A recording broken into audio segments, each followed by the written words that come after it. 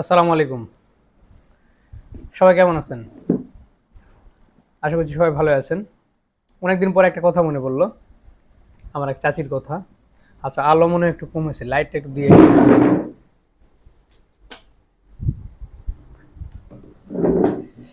আম খাই। অনেকদিন পরে আমার এক চাচির একটা কথা মনে হলো। সেটা হলো, আমি তখন কমার্স নিয়ে পড়ি, অ্যাকাউন্টিংয়ে অনার্স, হয়তো বা প্রথম বর্ষ বা দ্বিতীয় বর্ষ হবে। তো চাচি জিজ্ঞেস করলো যে, বাবা তুমি কিসে পড়াশোনা করো? তো আমি বললাম যে আমি অ্যাকাউন্টিং নিয়ে পড়তেছি, সেকেন্ড ইয়ার বা ফার্স্ট ইয়ার এরকম হবে। উনি খুব খুশি। তো খুশির কারণটা হলো কি, তোমার তো ব্যাংকের চাকরি হবে, ব্যাংকের চাকরি তো খুব ভালো। তাই আমি বললাম সরল সাদা উত্তর, আন্টি আমি তো ব্যাংকের চাকরি করবো না। কেন বাবা কেন? তুমি ব্যাংকের চাকরি করবে না কেন? তো আমি বললাম, দেখেন, আমার ছোটবেলায় বলতে স্কুল লাইফে ইচ্ছা ছিল যে আমি ব্যাংকে চাকরি করবো, কমার্সে পড়াশোনা করব।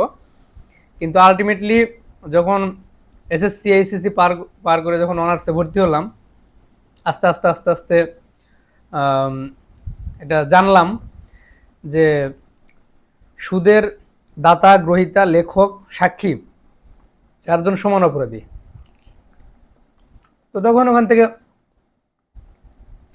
সিদ্ধান্ত পরিবর্তন করলাম যে না, ব্যাংকের চাকরি করবো না। কারণ আমি সুদ নিচ্ছি না, ঠিক কি বলে যে সুদ নিচ্ছি, সুদ দিচ্ছি, লিখতেছি, সাক্ষী হচ্ছি, মানে নিচ্ছে যে আমি জানতেছি এটা সাক্ষী না, সাক্ষী হচ্ছি। তো এটা করব না। তো আমি বললাম চাচিকে যে এটা তো চারজন সমান অপরাধী, তো আমি তো এই চারজনের মধ্যে পড়ে যাবো। তো বলতেছে, চাচি বলতেছে কেন, কোনো সমস্যা নেই, চাকরি করার পরে যখন রিটায়ার করবা তখন একটা হজ করে আসবে। হজ করে আসলে কি হবে, সমস্ত পাপ মাপ, সুদ খেলাম, সুদ দিলাম, সুদের লেখক হলাম, সুদের সাক্ষী হলাম, সব মাপ। তাই বলছে হ্যাঁ, হজ করলে সব শেষ। আসলে তো শেষ। হজ যদি কারো কবুল হয় সে তো নিষ্পাপ। কিন্তু বিষয়টি কি তাই? ধর্ম কি এত ছোট্ট একটা ব্যাপার? আপনি সারা জীবন পাপ করতেছেন, সারা জীবন অন্যায় করতেছেন, আর আপনার মনের মধ্যে একটা বিশ্বাস আছে যে আমি তো মুসলিম, আমি লাস্ট বয়সে একটা হজ করে আসলে তো আমার সব শেষ। প্রথম কথা হলো ভাই, আপনার হজ কবুল হবে কিনা এই গ্যারান্টি তো আপনার নাই। মুসলিম হিসেবে বিশ্বাস করতে পারেন যে আল্লাহ কবুল করবে, বিশ্বাস করা ঠিক আছে, কিন্তু হলো কিনা এটার গ্যারান্টি তো দিতে পারবেন না। আচ্ছা, আর একটা বিষয় হলো, আপনি সারা জীবন পাপ করলেন, মানুষের অন্যায় করলেন, অপরে মেরা খেলেন, বোনের সম্পত্তির ভাগ দিলেন না, তারপরে চাকরি জীবনে হয়তো বা ঘুষ ঘাস নিলেন, দুর্নীতি করলেন। দুর্নীতি করার জন্য দেখা যাচ্ছে তার পিছনে দু একটা মানুষও মারা গেল, যায় না? দুর্নীতি করতেছেন, একটা দুর্নীতি করার কারণে দেখা যাচ্ছে দলীয় দলীয় কোন দল বা এই সেই কোন দলে মানুষ এ ওকে খুন করে ফেলছে, ওই যে দুর্নীতির সাথে আপনি জড়িত।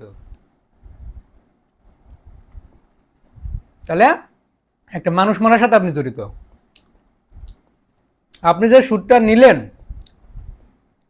ঘুষ নিলেন, একজনকে চাকরি দিলেন ঘুষ নিয়ে, দেখা যাচ্ছে যে লোকটা আপনাকে ঘুষ দিল ওই কোনো এনজিও থেকে টাকা তুলছে, তোলে না? কারো ছেলের বা কারো মেয়ের চাকরির ক্ষেত্রে এনজিও থেকে টাকা তোলে না?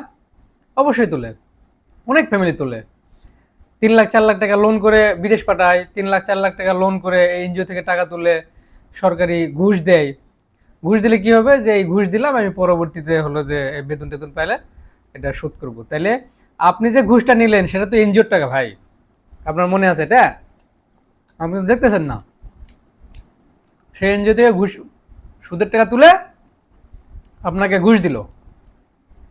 ওই সুদের সাথে আপনি জড়িত হয়ে গেলেন। একবার মনে মনে ভাবেন, অন্তর দিয়ে ভাবেন যে ওই যে সুদটা তুললো, ওটা ওই তুললো না, ওর সাথে আপনিও তুললেন, কারণ ওই টাকা ওর কাছে নেই, ওই টাকা আপনার কাছে আসছে। কি জবাব দিবেন? হবে? লাস্ট পর্যন্ত হজ করে মাফ হবে তো? এগুলো আমরা বুঝি না। এই জন্যে শেষ জামানা এমন একটা জামানা, মানুষ পাপকে পাপ মনে করবে না, অন্যায়কে অন্যায় মনে করবে না, যে যা পারবে তাই করবে। বলার কেউ নাই, শোনার কেউ নাই, ধরার কেউ নাই, কিচ্ছু নাই। তবে ধর্মকে ছোট বানায়েন না। অন্যের হক মারে খাচ্ছেন। বাবা মারা গেছে, ওই দিন থেকে আপনার বোন আপনার সম্পত্তির ওয়ারিশ। দিছেন বোনকে সম্পত্তির অংশ দিছেন? কয়জন দিছেন দেখেন তো? বাবা যেদিন মারা গেছে ওই মুহূর্তে থেকে, যখন তার জান বের হয়ে গেছে, তখন থেকে আপনার বোন আপনার সম্পত্তির ওয়ারিশ। দিছেন বোনকে সম্পত্তি? দেন নাই। আবার যারা যারা দিছেন তারা পরে যে ফাঁদে ফেলাইছেন যে বাজার মূল্য 5 লাখ টাকা, আমি তোকে 2 লাখ টাকা দিব, দিলে দে, না দিলে বাইরে দিতে পারিস, সারা জীবন আসা যাওয়া তোর নাই। বোন তো নরম মানুষ, মহিলা মানুষ না, অন্তর নরম। তো চিন্তা করছে আমি যদি বাইরে জমি দিই 5 লাখ টাকা, আর ভাইয়ের কাছ দিলে 2 লাখ টাকা, তো এই যে 3 লাখ টাকা বেশি পাবো, আমার ভাইয়ের বাড়ি তো আর আসা হবে না, বাপ তো নাই, মা তো নাই, ভাবির উপর সংসার।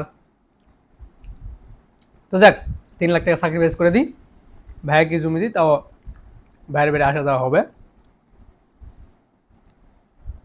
যেই না জমি দিল, তারপরে কিন্তু তার অ্যাটিটিউড চেঞ্জ হয়ে যায়, হয় না?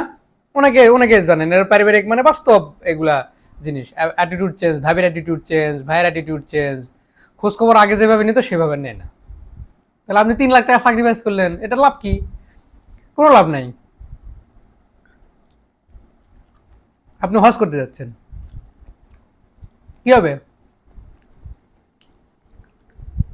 একটা ভাই হলে তো ঠিকই ভাগ দিতেন, মারামারি করে আপনার থেকে ভাগ নিত, তারপর অর্ধেক অর্ধেক অর্ধেক 50-50 ভাগ।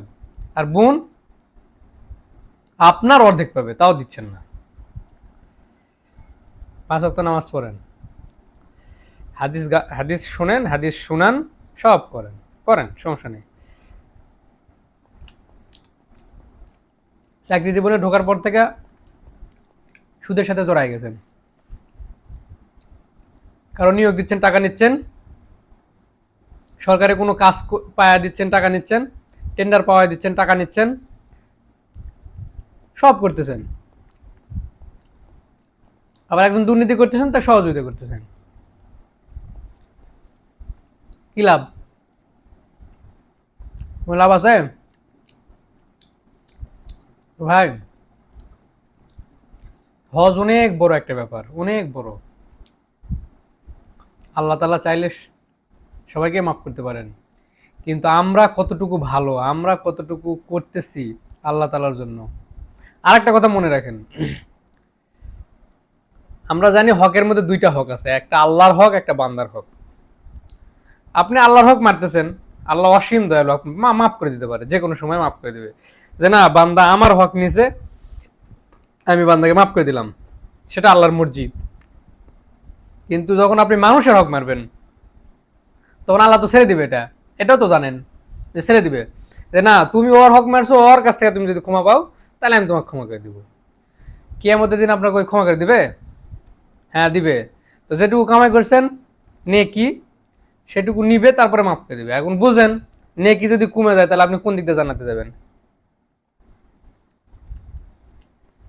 সরকারি যারা ঘুষ খাচ্ছেন, আপনি বুঝেন বিষয়টা, সুদ খাচ্ছেন, ঘুষ খাচ্ছেন, এখানে একটা নির্দিষ্ট মানুষের টাকা নেই, 18 কোটি জনগণের টাকা এখানে আছে। 1 পয়সা, 1 আনা, 2 আনা, 3 আনা হলে আছে। আপনি একটা প্রজেক্টের টাকা খাচ্ছেন, এখানে 18 কোটি মানুষের বা 20 কোটি মানুষের টাকা আছে। মাপ কয়জনের কাছে যাবেন আপনি? একজনকে নিয়োগ দিলেন, তার থেকে টাকা নিলেন 1 লাখ টাকা, এনজিওর থেকে তুলে এনে দিছে, একজনের কাছ থেকে নিলেন, ঠিক আছে। কিন্তু যখন সরকারি কোষাগারের টাকা যখন মারতেছেন, একটা প্রজেক্টের টাকা মারতেছেন, বা দেখা যাচ্ছে যে সরকারি কোনো কাজ দিছে সেই কাজের টাকা মারতেছেন, এখানে 18 কোটি মানুষের টাকা আছে ভাই। কয়জনের কাছে আপনি মাপছেন বলেন? পারবেন? বাংলাদেশে একটা শিশু জন্মগ্রহণ করলে কত টাকা তার হলো ঋণ, মানে বৈদেশিক ঋণ যেটা নিছি আমাদের ভাগ হয়ে যায়, সমবন্টন হয়ে যায়। তাহলে ওই টাকার ভাগ আপনি নেবেন না? ওই যে নিলেন, কোষাগারের টাকাটা মারলেন, ওই যে একটা ঋণী মানুষের টাকাটা নিলেন, হিসাব দিবেন না? 18 কোটি মানুষের কাছে হিসাব দিতে হবে, দিয়েন হিসাব। বাঁচতেছেন কয়দিন? 50 বছর, 60 বছর, 70 বছর, 80 বছর বাঁচেন। এই যে আমটা খাচ্ছি, এই আমটা খাচ্ছি, আপনার স্বাদ কত দূর পর্যন্ত একটু গভীরে ভাবেন। এই যে জিহ্বাতে দিচ্ছি, এই পর্যন্ত স্বাদটা আপনি অনুভব করবেন, এর নিচে গেলে স্বাদ আর নাই। তো জীবনটা এরকম, আপনি এই আম খাওয়ার মতো এই পর্যন্ত স্বাদ আছে, মানে 50, 60, 70 বছর আপনি, এরপরেই এই যে অজস্র সময় শেষ হবে না, দুঃখের মধ্যে কষ্টের মধ্যে থাকবেন। হ্যাঁ, এই 50, 60 বছর, 70 বছর স্যাক্রিফাইস করতে পারতেছেন না। আপনি আরেকটা জিনিস ভাবেন, আপনি এসি রুমে আছেন মনে করেন, এসি রুমে যতক্ষণ থাকবেন আরামে থাকতেছেন, জাস্ট খালি বাইরে বের হন, দেখেন গরম শুরু হয়ে যাবে, তখন কি মনে হবে যে আগে যে আরামটা খাইছেন ওটা যে সঞ্চয় করে রাখবেন, যে না আমি এসির মধ্যে আছি, আমি 2 ঘন্টা রিজার্ভ করবো শরীরের মধ্যে ঠান্ডাটা, আমি গরমে রাস্তার মধ্যে যখন যাব তখন এই ঠান্ডাটা আস্তে আস্তে ছাড়বো শরীর থেকে, আমি আর ওই গরমটা অনুভব করব না। বিষয়টি এরকম হয়। আপনি যতক্ষণ এসির মধ্যে আছেন ততক্ষণ আপনি শান্তিতে আছেন, আরামে আছেন। এসির থেকে বাইরে যান, রাস্তায় বের হন, আপনি যে 2 ঘন্টা, 4 ঘন্টা, 5 ঘন্টা এসির মধ্যে থাকলেন, এটা আপনি ভুলে যাবেন, এটা আপনার শরীরে কোনো কাজেই দিবে না। ওই লাইফটা এরকম, আপনি 10 বছর, 15 বছর, 20 বছর অনেক আরামে এসে আছেন, 20 বছরের থেকে 21 বছরের যখন দুঃখ শুরু হবে, তখন আপনি এই 20 বছরের যে শান্তিটা, এটা আপনি ভুলে যাবেন। মানে ভুলে যাবেন কি, মানে মনে থাকবে, কিন্তু এটা যে অনুভূতিটা, শান্তির যে অনুভূতিটা, আরামায়েশের যে অনুভূতিটা, এটা আপনার থাকবে না।